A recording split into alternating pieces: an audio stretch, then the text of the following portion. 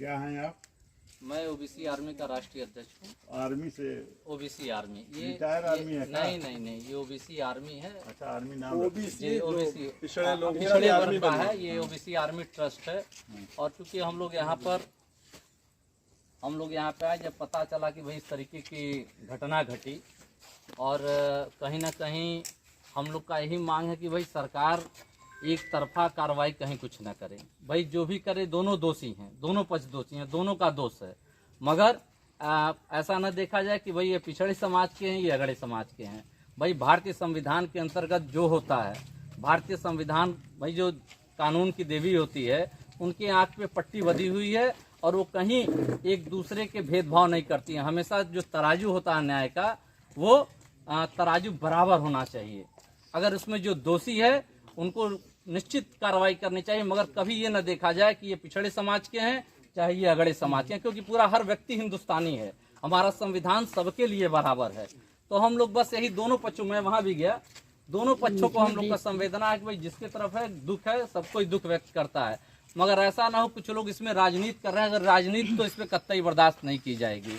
कहीं ना कहीं बाबा साहब अम्बेडकर ने जो संवैधानिक अधिकार दिया है, उस अधिकार के अंतर्गत हम न्याय की मांग करने के लिए आए हैं, और यहाँ परिवार को संवेदना देने के लिए हम लोग आए हैं।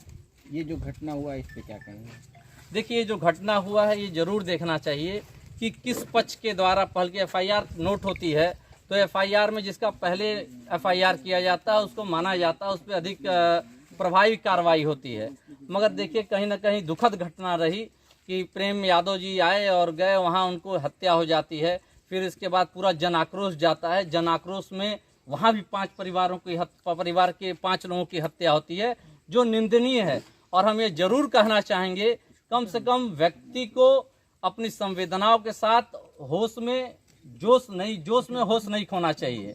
तो जोश के साथ होश बनाए रखें, क्योंकि ऐसी घटनाएं प्रदेश में कुछ जो राजनीतिक तत्व हैं यही चाहते हैं, बांटो और राज करो। अगड़ों में बांट दिया, पिछड़ों में बांट दिया, अनुसूचित जनजातियों में बांट दिया, और मुट्ठी भर लोग राज करने के लिए हम लोग के आपसी भेदभाव मिटाना चाहते हैं।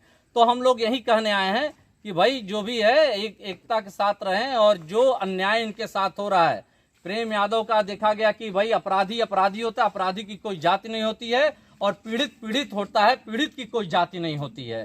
तो जो अपराधी है, अपराधी के ऊपर समान व्यवहार किया जाए, जो पीड़ित है उसके साथ न्याय किया जाए। और यहाँ ऐसा लगता है कि दोनों पक्ष कहीं ना कहीं पीड़ित हैं, और कहीं ना कहीं दोनों पक्षों से अपराधी भी हैं। तो कानून उसके लिए, कोर्ट ये फैसला करेगी, मगर ऑन द स्पॉट हमें फैसला नहीं, बाबा साहब के संविधान पे हमें भरोसा है, और उस संविधान के अंतर्गत ये फैसला होना चाहिए।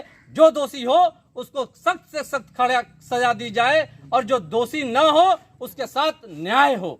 बस यही कहने आए हैं। पुलिस प्रशासन पे आपको भरोसा नहीं है? भाई पुलिस प्रशासन पे तो पूरा भरोसा है।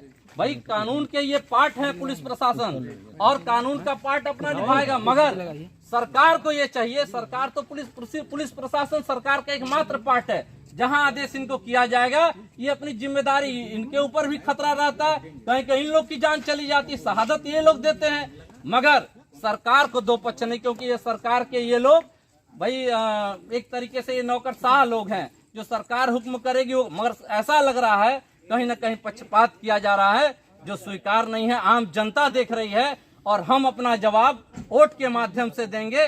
वोट की चोट 2024 है। अगर ये 60% हमारा पिछड़ा समाज है, और पिछड़े समाज के साथ यदि अन्याय हुआ तो ये बर्दाश्त नहीं किया जाएगा। वोट की चोट से हम इनको ऊपर प्रहार जरूर करेंगे। सरकार पे आपको भरोसा नहीं है? सरकार के ऊपर कैसे भरोसा किया जाए?